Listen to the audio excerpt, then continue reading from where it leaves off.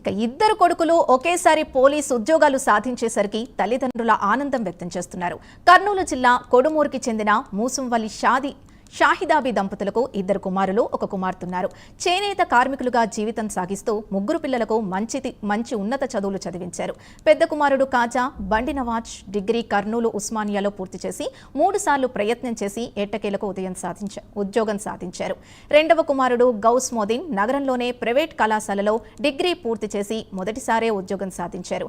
దీంతో తమ కష్టాన్ని, తమ నమ్మకాన్ని నిలబెడుతూ ఇద్దరు పిల్లలు ఉద్యోగాలు సాధించడంతో తల్లిదండ్రులు చాలా ఆనందంగా ఉందంటున్నారు.